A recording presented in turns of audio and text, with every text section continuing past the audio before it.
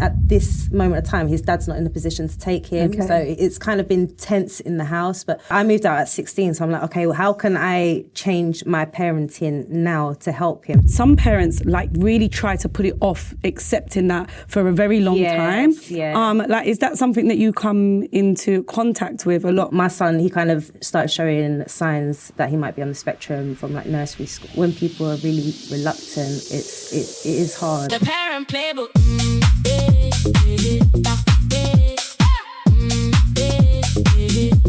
The Parent Playbook. Hey everybody, and welcome to the Parent Playbook by Tribe.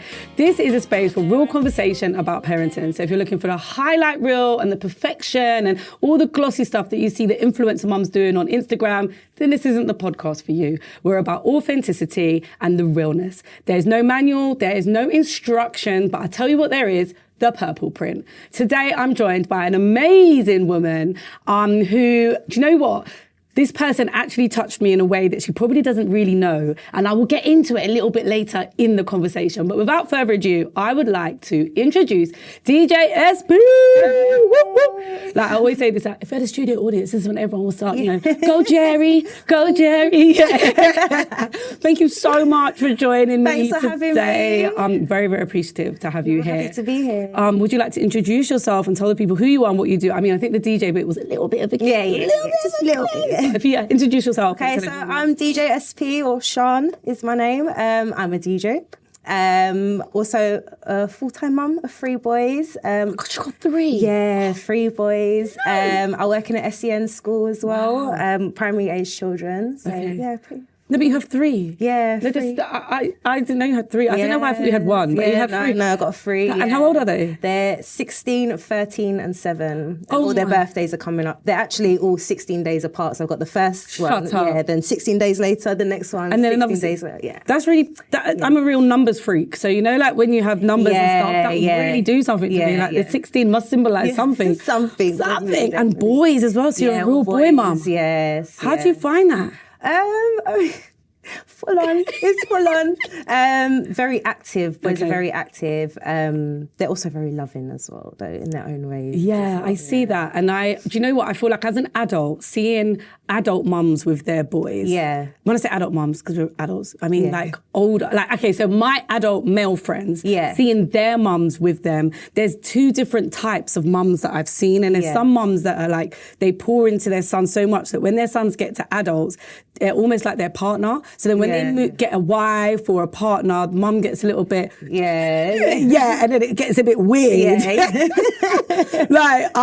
So how do you feel like, how do you perceive yourself to be when it comes to the time to let do you know what I mean? Like to push your son into the arms of a woman. Is it weird?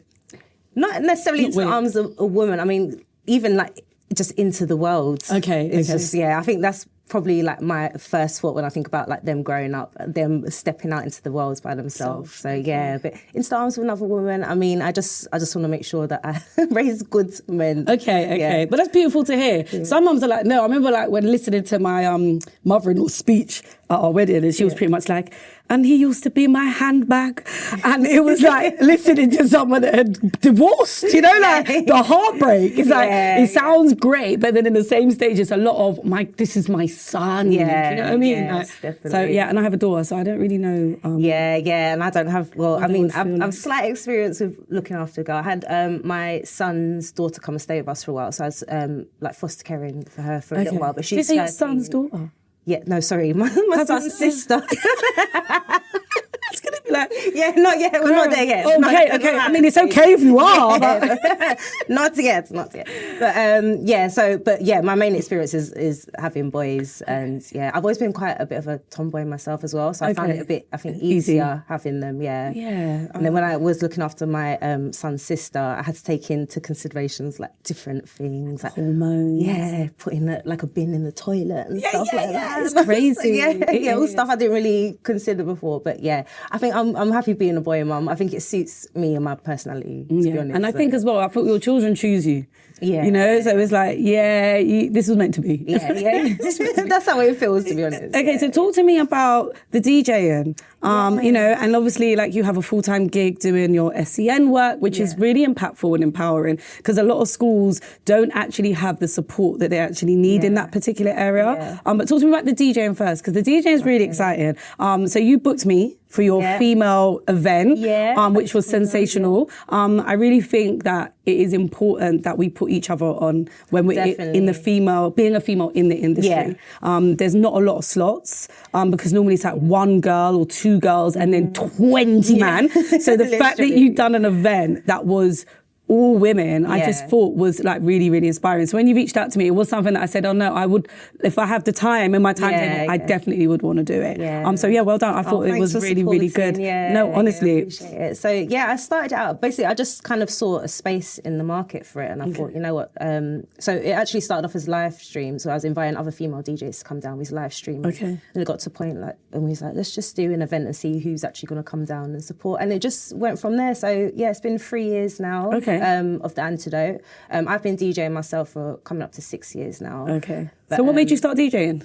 It was lockdown. Really? Lockdown birthed so much creativity, so much, Like, I secretly wish we had another one, just like a little one, just give us 6 months off. Literally. But I just thought I'd just get it for fun. I'd done a couple of live streams at home. I wasn't actually planning on becoming a DJ full time, but I started getting bookings off the back of that, and it just kind of went from there. So I thought, So have you always had like a love for music? Yeah. I've always like played around like with DJing, but I never had equipment myself. I used to go to like friends' house, at friends' houses. But music has always had a big part of my life. So, music is like something that people, like, everyone can relate to music. You know, like one song can take you back 20 years in a blink of an eye. And I think the older you get, the more you realise, like, you know, like I remember the song, you know, Sis goes, far. It's like, when I hear that, I go back. Like I'm back. I remember what kind of clothes I was wearing. It was definitely in the 2 for 20 Wembley Market stretch jeans. You know, like there's so many things that you don't realise one song can just be so pivotal. It's very nostalgic, isn't it? Yeah, it is nostalgic. And I feel like coming from the funky house era, it's like I never thought that funky house would be like old school funky, because I was in the middle of it. So now when it's like, we're doing old school funky, I'm like, old school? I ain't old. And I'm like, come on.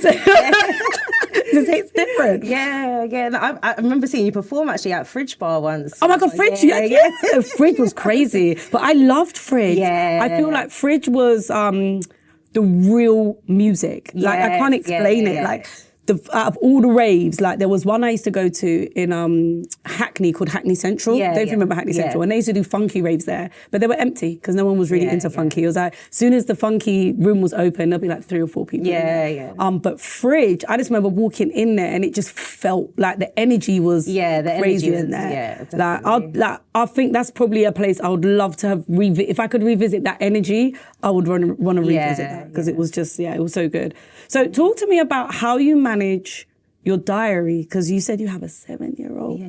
So that is definitely you're still in team management. How do you manage what you're doing? Like there's a big thing online at the moment about the invisible load that mums carry. And it's all of the things that live inside your brain that only you know. And even if someone is going to come and help you, it still starts in your brain first. So how do you manage having a full-time gig, raising 3 boys, and then feeding your creativity via your DJing and your events all at the same time? I've had to literally find ways to manage it. So it started with me just putting stuff in my phone, like in my diary, but that wasn't enough. Like I need visual things. So I've actually got a wall calendar at the Oh, sick. so it's right next to my bed. So when I wake up, it's there. What's going on? Because I was finding it difficult at first, especially like with after lockdown. Obviously, then I was DJing, going back to work. My son was probably about 4 or 5, my youngest one.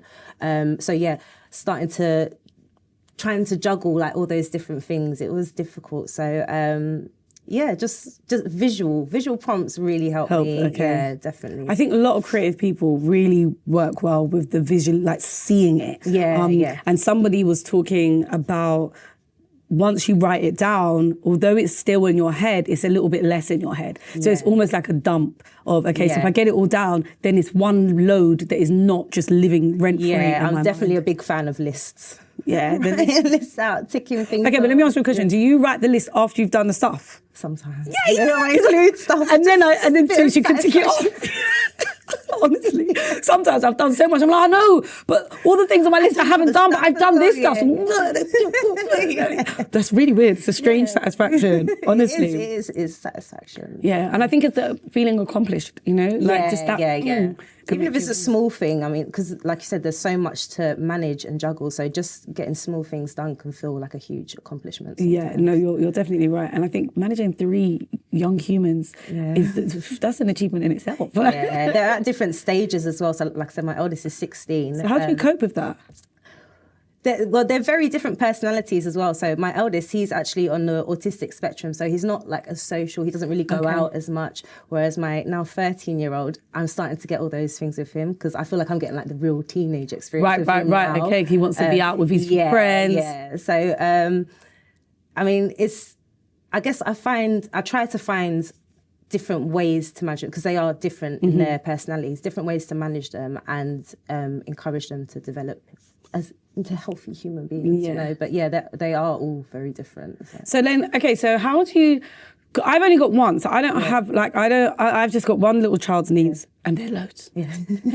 Like, for one person, I'm like, why? There's a lot of things that you need. So in my head, sitting here listening to you, it's like, okay, cool, but then you have 3 children, 3 different personalities, and then that comes with independent needs of each particular one. Yeah. And then you have the needs of yourself on top of that. And then you have the needs of the house, and then you have the needs of your creativity, so your business, your Antidote, like the DJing, and then you have the needs of your actual full-time job. Yeah. Like that's a lot of plates to spin. Yeah, what is the coping mechanism for that?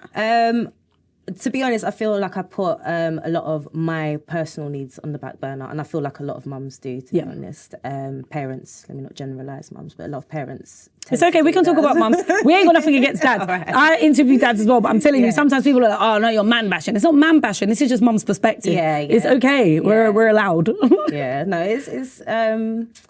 I guess just, putting my needs on the back burner and also like when the kids go to bed and there's that few hours before I go to sleep, I'm just like trying to re-regulate myself. And at the minute, I'm kind of finding that's my only time. Yeah. Like in the morning when I wake up, it's straight. Go. Yeah, I've got a dog as well, so I'm out, I'm walking the dog, I come back. Did you lose your dog? No. What happened? Oh, no. So my cat, I've got a little cat as well. Has he got a cat? Yeah. He's decided he wants to start coming on the walks as well. So he just follows us. And he came into the park with us and another dog chased him out. Yeah. Because you put it on your Instagram, and I'm sure you had your purple bonnet on in your video that day, and that's what made me look. So I thought, is that me? Because I like purple. Yeah. So I was like, and then I watched it, and I'm not even a cat lover, but your video made me want to go out and find the dog. So sad. Yeah, she was so sad. You said, listen, you was like, the dog chased the cat out of the park, and then the cat was just gone. Because the man, like, he deliberately he saw my cat, and I was quite far at the time, so obviously he wouldn't have thought like we was together. Yeah. He let his dog off and it just ran somewhere we haven't walked before. And I was like, How did he come back? He just came back eventually after a few hours. Yeah. You're lucky. Yeah. Just heard him at the door. He came home. He was like, let me in and don't take me back to that park ever again. So no, but you sound like you're a glutton for punishment because you have 3 kids and a dog. And a cat. Yeah. That's crazy. Yeah. And they're all boys as well. The pets. Are they all boys? Well. Yeah. No, the testosterone in your house must be large. It's a lot. But yeah, back to, so in the mornings, literally just on the go, straight away. I mean, I guess when I'm walking the dog, being outdoors is good for me, definitely. Yep. I'm quite an outdoorsy person anyway. So even though the time is less than what I would like to spend, I'm still taking that a little bit time out as well. Yeah. And the boys are not always keen to come on the walk. That's kind of my free time. So, Okay, so talk to me about, did you decide to do work in a school with SEN because of your eldest son, or is this something you was already doing? No, so my background is in playwork. So I used to work in adventure playgrounds. Oh, really? Yeah. From like literally really young, like 16, I was volunteering. No, at playgrounds. okay. And then up until I had my first son at 21, and I'd actually worked my way up to like senior playworker. Okay. So I was like setting up the activities, doing the rotas and everything.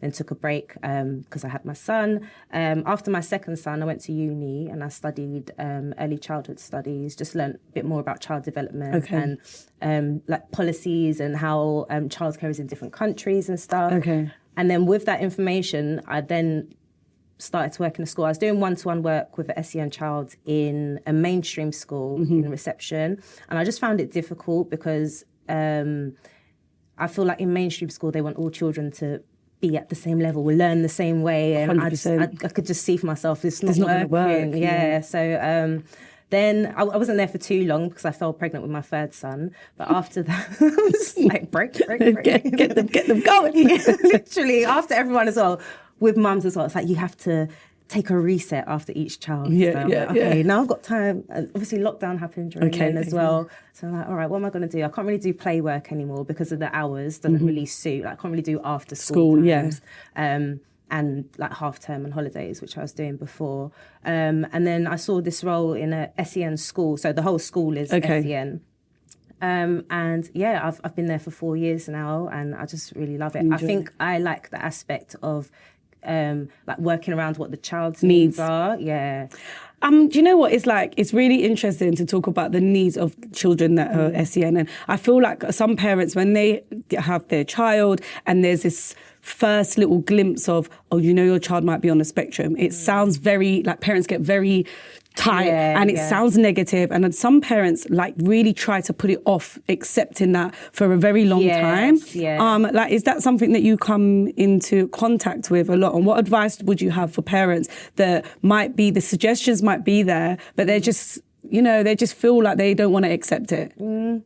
I wouldn't say I had that experience at the school I'm working at, but in my personal life with my son, his dad has found it very difficult to accept. My son, he kind of started showing signs that he might be on the spectrum from like nursery school age. He was diagnosed quite early, so probably by the time he was like 5 or 6. Right. But there was kind of constant denial from the get-go, and I tried to explain in different ways, you know, and send information. But I've just found that when people are really reluctant, it is hard. You just really kind of got to leave them to figure it out at their own speed. I think, I remember in my daughter's first school, there was quite a few different children in her class that were on the spectrum, and she found it quite difficult because some of the children were non-verbal, some of them were quite violent. She'd actually been hit quite a few times, and the school I feel like they didn't have the funding to have the resources that the children need. And I thought, and I didn't blame the school, do you know what I mean? But then at the same time, it's like, as a parent, you want your child to just be in a normal school because you don't want to say that they're not in a normal school. But then how effective is it them being in a normal school that doesn't have the resources that could actually bring the best out of them? And something that you said earlier on was really loud to me is the fact that mainstream school want all children to just navigate at the same speed, in the same style, the same way, and every child is different. Like when I was at school, now I realise why I didn't really do well in certain things, because I'm a creative. I want drawing, as you said, visuals. I want painting. I want dancing and drama, and anything where I'm sat in a room with a bright light having to read. It wasn't for me. But I was labelled as disruptive, loud, the jokester, because that was my way of dealing with how I felt in the moment. Whereas all these kids that are being made to travel through an old school way of learning actually isn't to their benefit. And some children are academic, man, and they thrive in that environment. But there's a lot of kids that just don't. It just doesn't. They just don't. And it doesn't mean that they're dumb or they're thick or, you know, it just means that they are going to be able to flourish in a completely different environment. And how do you find that right environment for your child, especially when they're all at different levels? Like it's a lot. Like I ended up taking Kizzy out of the school and I moved her to another school, because for her, that environment wasn't working. And now she's in a school that is very, very academic, but she's thriving at her levels. And there are SEN children in that school, but they have the resources. Okay, yeah. So she understands it. And she's, you know, she came home and was like, oh yeah, you know, something, so-and-so's got ADHD. I'm like, huh? Yeah. What is ADHD? How do you even know what that is? And she's like, yeah, they've got ADHD, you know. I'm like, okay. So it's like they've taken time to explain it to the children in the school. So everybody, can you hear the alarm? Yeah. Girl, it's the alarm clock. It's time for the Kizzy question. SP, I have a very nuff 9-year-old who wants to be involved in everything that I'm doing. So she knows I'm doing a podcast and she's got a question for all the parents. Her question is, and you have three sons, so you can pick one of your sons if you want, but it's what is your favourite hobby to do with your child or children? Definitely. With all of them, going outside. I love going Richmond Park. And oh, really? Going into the park, just being surrounded by nothing but nature and them not having access to technology and just being creative. We've been doing that for a long time. So it's hard with the older ones now, but it's nice to get them out. Yeah, I feel like that is a beautiful thing because it's nothing. It takes nothing. Yeah, do you know what I mean? It's not like... you're not relying on anything apart from maybe a little bit of decent weather and the outside. We love Richmond Park. That's the one with the reindeers. We go through there at Christmas quite a lot so see the reindeers. And when you drive all the way through, it's like, oh my gosh, how can there's so much nature in the middle of the city? Like, it's crazy. It's so big, like you could spend hours in there. Yeah. I took my niece there the other day as well, so it was their first time going. Oh, really? Oh, man, that's nice, man. Yeah, Richmond Park. I was trying to think of, is there another park that we go to? There's a park that I take my daughter bike riding in called Austerley Park, which is quite nice. It's not that big, but we get to ride in like the forest bit, which is, I'm not really outdoorsy. Like, I don't even like the sand of the beach. Yeah, you know, I'm like, I'm one of those people. I'm like, can we stay by the pool? The kids are like, hey, what are you doing to see? I'm like, I've definitely been bit in the water before, PTSD. Oh, God, It's very, very, very shaky. But okay, that's lovely. I'll let Kizzy know. So back to the support for the children. It is really tough, you know, it's really tough. But I think that something that is amazing now is having access to technology that can allow you to be able to figure out things to do by yourself at home. Yeah. So not relying on the way that they have formulated things in a school as your only resource to help raise your children. Because I mean, it's kind of, I wouldn't say it's only like that in this country, but when I was at uni, that's when I learned about other countries, especially like Scandinavian countries like Norway, Sweden. They cater their education system to the children. Wow, so how do they do that? They pick up on what the children are good at, what their talents are, what their skills are, and they adapt the learning to that. So if they're like more inclined like to learn mathematically, like they're kind of focused on that. If they're more creative, like they'll focus on amazing. That. Yeah. And you'll think now with technology, they would be able to do that in our classrooms because it's, you know, everyone's using ChatGPT, babes. Just upload the school report. Like, how can I do learning for this child? Like, but I feel like, it's definitely over here is about budget. And I do honestly believe as well that we are in an environment that teachers and our children are being taught to just be amazing workers. Yeah, definitely. You know, like it's not really about nurturing them to step into a life of happiness involving what they love and what they want to do. It's all about get a job, go to uni. Like my daughter asked me about uni the other day. I'm like, uni? She's like, do you want me to go to uni? I said, what is uni? This is I don't know. I said, uni comes after college and it's learning for another 4 years, And she said, okay, well, I think I'd like to go to college. Why? Because they're all talking about it in school. Why are you talking? You're 9. Why are you talking about college? And it's like, you're going to learn all of these things that in 10 years' time, nobody might not even need anymore. Yeah, exactly. So we're really at a weird space with our kids because it's how do you encourage them to not be like, we don't want them to not learn, you know, but at the same time, it's like, learn what? I've kind of always been like with my kids. I've said the same to my kids, really. I was like, school's not for everyone. Me, myself, personally, I thrived when I went to college and I could pick what subjects I wanted to do. With my eldest, he went to a mainstream primary school, but he was scouted for a new school that was opening that was only for children on the autistic spectrum. I was a bit reluctant at first because I was like, oh no, I kind of want him to have like to be in a straight normal thing, have the normal school experience. And it's not normal, you know. Like I hate when people, you know, the word not, normal. It's like it's I really mainstream had to school. check myself. I was like, no, because that wouldn't even suit him anyway. Like his personality. Yeah. If he wasn't coping well in the classrooms, he would just end up in like this one inclusion room and by have to do all himself. his work in there. So, but he really thrived when he went there. It was smaller class sizes. Okay. Again, they kind of, because it's a specialist school, they're kind of adapting the learning and stuff like that. He's in college now and he's doing gaming design. And he's really thriving, and he's really focused on kind of what it is that he wants to achieve and do, which is that's his style. Yeah. So, but with my middle one as well, I'm suspecting he's got ADHD. Again, like you said, like with yourself. Well, like we all have. Yeah, basically. No, but I feel like the majority of people have it. They just probably don't realise. Yeah. My doctor said he thinks I have, and he thinks I'm on the autistic spectrum as well. And I'm like, but what can I do with that information at this age? At this point, like what can I do? But you know what you can do? Like if you have an understanding of the why, it makes the process a little bit easier. That's true. Yeah, like for a long time I never knew that I had ADHD. Yeah. And I went to see a migraine specialist, and he's talking to me, you have to have this big interview about the migraines, and we're going through everything. And at the end he leans in, he said, so what are you taking for the ADHD? And I said, what?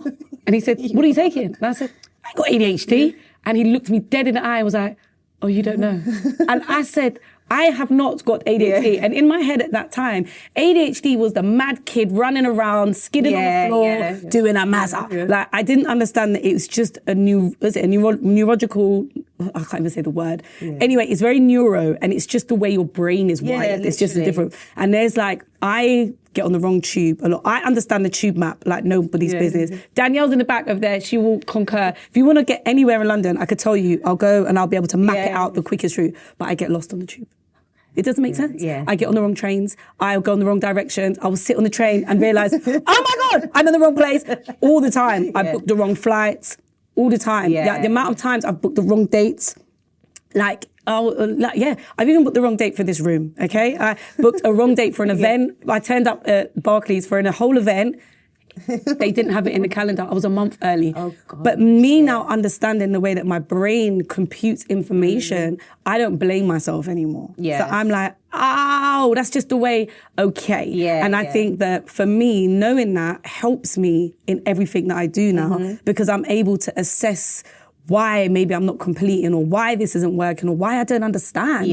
Like, and even that ChatGPT has been great because I'm able to say, this is what I want to do. But how do I do this for a person that is this brain type? And then it will break it down. Even with like certain things script wise, like I can't read from an auto cue. Like, it's not going to work for me. If you write me a list of questions, I'm never going to stick to them. So, but now I know I'm better with prompts. Just give me a bullet point and then I can flourish. Okay, so but without like an understanding of self. Exactly. It would just allow you to just be more patient with yourself. Yeah, I hear that definitely because since it's been brought up to me, and it's actually been since I've been DJing, because this is like kind of one of the first times I've expanded my social circle, and a lot of people said it to me. So that's when I started thinking, what do you mean? Yeah, and also it just feels kind of negative in the beginning. You're like, oh, what are you trying to say? Like, and then seeing a lot of stuff online, I'm like, I relate to this. And I'm like, oh, everyone's saying just everything's ADHD. It's just everything. And everyone is saying it. Yeah, but you're right. Everyone is saying it, and sometimes it's like, oh God, here we go again. But then when you see that post that hits and connects, you're like, yeah, but this is me. Like,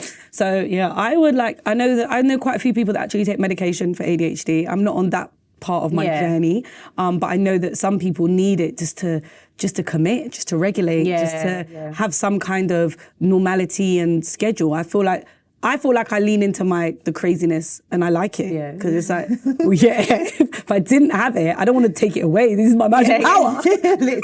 Sometimes, what am I doing? Like, it's just me.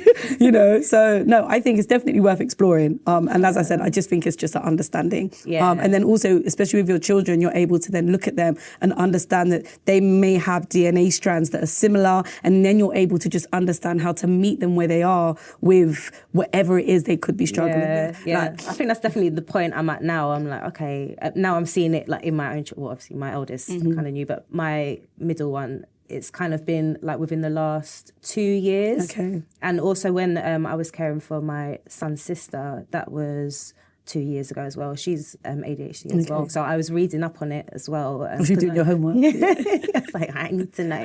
So especially like with females, because I always see that females get diagnosed later. They find it easier to mask.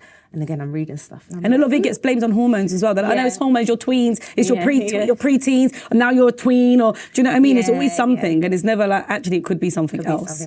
Yeah, it's quite, but it's, you know, something that is inspiring is the fact of you're doing your homework, you do your research, and you're understanding it, you know, and then you can just meet whoever it is where they are and have a clear understanding. I feel like when I look at my daughter, I see like, I wouldn't label her as ADHD, but at the same time, it's like when I see her have her iPad open, and it's like she's on FaceTime to her nan, and then she's got a thing here in the corner where she's doing a game or something, and then there's something here she's doing, and I'm like, oh yeah, bro, this is mania. And like initially, I'd be like, no, put that all down, just concentrate on one thing, and then I go back to Nyah in the classroom being told, no, just one thing, and just feeling like death, like no, like I can't, I need to, you know, I need to do a few things at the same time. So I'm learning to be like, okay, cool. Well, if that's her vice, if that's how it is, then, you know, as long as you're playing chess in the corner, okay, cool, it's something constructive. We're not on Roblox. That's literally me. I put the kids to bed. Like sometimes my 16-year-old, he'll come down the stairs, I open the kitchen door, and I'm just there in the dark. And so I'm doing stuff on my phone. I got the laptop open. I'm writing bits. And he's like, "Are you okay?" just having my time. No, but it's, are you okay? Yeah. So talk to me about the kids when, like, so you just said you're downstairs, you're in the dark, you're doing your thing. Yeah. How many times are the kids interrupting you? Like, do you feel like you get interrupted a lot? Quite frequently, yeah. And sometimes I find it difficult as well, like having that interruption, because it might be an interruption for something I need to step away from doing what I was doing to go and do something else. Yeah. So sometimes I find that difficult. As the kids have got older, I've tried to give them a bit more responsibilities in terms of like doing housework and stuff like that, but that's not always hitting. It's not always. You got to go and redo it. Yeah, literally. It's funny, like, I don't know how boys are, but like the first time you give them something to do, I feel like this is kids, they get so excited. It's like, wow, it's amazing. Like I told my daughter to change her duvet and stuff, and I said, I'm going to come and help you. I folded it all up on the bed. I said, just strip the bed and then I'll come and help you. I was doing something, came back, she done the bed. Wow. She managed to change the whole thing herself. Well, this is 8 years old. Yeah. Fantastic. It's not going to be on my list anymore. 2 weeks later, here, change the bed. Oh, I can't change the bed on my own. I said, but you've done it already. She said, no, I can't. Mum, it's too much, it's too hard. I said, listen, I've seen you do it before. Yeah. That's your mistake. You show me your skills. Do it again. The child, I'm suffocating. I'm suffocating. I can't do it. So then you're right. It's like, oh, just making more work for me. But start deliberately doing stuff like the wrong way. I'm not going to wash it out properly. I'm going to leave it. But again, I think probably that's just for us to have patience and say, okay, well, you're going to have to do it again. Yeah. You know, and then so they understand that, oh, but if I don't do it right the first time, she ain't going to clear up after me now. I actually have to get it done. But it's hard. Sometimes as a mum, you just want to just get it done yourself, man. I'm always like, not reminding them, but telling them, like, I was doing this at this age. Because I feel like things are very different. And extremely different. Yeah, I actually moved out at 16 as well. When my eldest is 16, I'm like, not that I don't want him to move out. I've always said it to him, I don't want you guys to move out. But I'm just saying, like, obviously, I was having to do this. So you guys... He was looking after yourself. But they just kind of look at me like... Whatever. You're here, so I'm here. I ain't going anywhere. But I think there's, it's a tough balancing act, because it's like, yes, I want you to be independent. I want you to be able to survive by yourself, but you don't have to survive by yourself. So it's that mixed communications. It's like, you know, I want you to be able to do all these things, but no, I'm still here. I'm still going to help you. And like, it's hard, you know, and I feel like trying to have them learn and be independent, but still be your baby all at the same time must be it's just the hardest space to be. It is hard. So with my middle one at the minute, so like I said, it's going through a lot of teenage stuff at the minute. He's actually expressed, like, very recently, so this is very fresh. This is going on at the minute. Like, he's not happy being at home. He wants to go and stay with his dad. And okay. Do you think that's a boy thing? I think so. But for me, as a mum, I've always said that I know there's only so much I can do as a woman 100%. Raising 3 boys. I've always said that, and the door has always been open for their dads to be a part of their life. So I found it difficult hearing him saying that, but at the same time, I'm like, okay, how can I help soothe this? Yeah, basically. But unfortunately, at the at this moment of time, his dad's not in a position to take him. So it's kind of been tense in the house. But I'm trying to think, okay, what, because like I said, I moved out at 16. So I'm like, okay, well, how can I change my parenting now to help him? So I said to him the other day, like, right, if you're so desperate to leave, let's think about what can you do now in the meantime to start setting yourself up. I was like, I don't want you to, but if this is like what the path you want to go down, how can I help? Oh, you're amazing. Honestly, no, no, but what you're saying is everything that is not going to make him run in the opposite direction, because you're giving him, but it sounds like you're giving him a safe space to become himself, you know? And as you said, as a female raising a young man who's now he's turning into his manhood, whatever, however they want to say it, it's like there is only so much that you can do, you know? And the fact that he is expressing, I want my life to look like this right now, it's not a negative. And that is a positive in your parenting, because that is you raising a young man that is able to express himself. That's dope. I'll take that. But that's dope. Honestly, there are kids that don't talk to their parents. Their kids, parents don't know what their kids are doing outside. Do you know what I mean? So to be able to have a son that's able to come and say, yeah, mum, this ain't really my thing no more. Yes, it's heartbreaking, but it is a testament to your parenting at the same time. So what did they say? Clock it. What did the kids say? Clock it. No, honestly.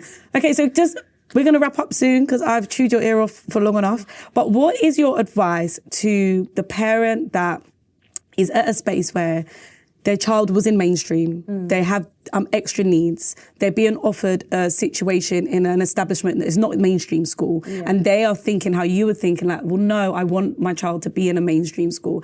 What is your advice to them in terms of making a decision that is best going to affect their child and probably not suit their ego, you know? Because I feel like this lifetime, we spend a lot of time soothing our egos and what we feel like is going to look like and feel like. And sometimes it gets distracted and masked, which then could maybe not benefit the child as it could benefit them. I mean, for my son, the school was just opening, so we didn't get a chance to go and see it while there was children there, while the teaching was happening. That's even harder. It's like blind. It's just have blind space. But I think just prioritizing your child, like deep down, you know what your child's personality type is like, and what their needs are. It is hard sometimes to put aside what you think you know is best and just try to. I think for me, I try to put myself back at that age and what would have worked for me at that age. How would I have liked to have been dealt with? And I think how would you thrive? Exactly. So I think if you can, just going to check out schools, speaking to other parents, definitely, getting their experiences. Even if you know anyone that works in SEN directly, because they might have information and advice they can offer. Speaking with your child, definitely getting their views, I think is definitely up there. Just allowing them to thrive. Don't be scared. Don't be scared. I feel like that is a top tip. Don't be scared. And and it's changing. Like, do you know, I feel like a lot of when I think special needs and SEN, it's like you go back to the 80s and the 90s of the bus that used to come around and it was very like, it's scary. Do you know what I mean? So I feel like that is probably the image of a lot of the millennial parents, whereas it's just not that anymore. It's not. I think the main thing, and what I really like about my school, the focus is on the child and how to help them, whether that be helping you learn how to do your zip up, helping you to write. A lot of the kids are non-verbal. Just know that the school is there to help with your child's development, and they help out families as well. It's not just limited to the child's. They will refer you to different agencies and stuff if you need support in other departments. That's amazing. Yeah. Well, man, thanks, SB. Well, before you go, I'm going to share one last story, okay? So last year, I decided that I wasn't going to do music anymore. I was going to take a hiatus. 2026, no more performances. And my last performance was SP's event. And I posted up that I wasn't going to do music. And she sent me the most heartfelt message as if her event had made me give up music. Oh my God. And I read it and I was like, what? No. And it really made me understand that the perception of what you put out into the world can be perceived in so many different ways. And sometimes conversation, and all the time really, communication is so bloody important. Yeah. Because we spoke and I said to her, oh, no. Babes, this ain't about you. It's definitely about me. And if anything, your event was so good. It was just, I felt like it was leaving on a high. Yeah. You know, it wasn't that I performed and I had an awful time. It was I performed and I felt like, yeah, this is it. Yeah. I need a moment because your event was great. And I'm actually going to add the link to the footage because I've been saving it. Yeah. Because it was absolutely amazing. And it gave me everything that I needed. It gave me clarity and it gave me room to understand that this music is going to live on. Yeah. With or without Nyah's little performance, it is actually going to live on. And what you're doing is amazing. And please, you have to keep doing it because there are so many other female artists out there that need a stage, they need a platform, they need a safe space. Yeah, you know? 100%. And they need to know that you can do this and it doesn't have to be the Wembley Arena, doesn't have to be, you know, the O2, because when you're an artist, sometimes you're searching for that thing. Yeah. It doesn't have to be that. Because when I performed at your event, I went home extremely happy. It was great. So 10 out of 10, okay? And that is why I led with, in the beginning, saying that you really inspire me. So your message inspired me as well, because it made me really just check the way that I articulate myself and what I put out. Because everything makes somebody feel some type of way, even when that wasn't my intention. But yeah, I'm just glad that we spoke. So yeah, anyway, that is it. Thank you so much for coming. Guys, now this is why I do the Parent Playbook in the first place. It's having real conversations and talking to people that have real advice and real tips and that are really in the trenches. 3 sons. Absolutely amazing, and she's so inspiring. Guys, if you want to check her out, I'm going to put all of her details in, what do they say, in the link down below. And yeah, thank you so much for listening, and we'll catch you on the other side. The Parent Playbook.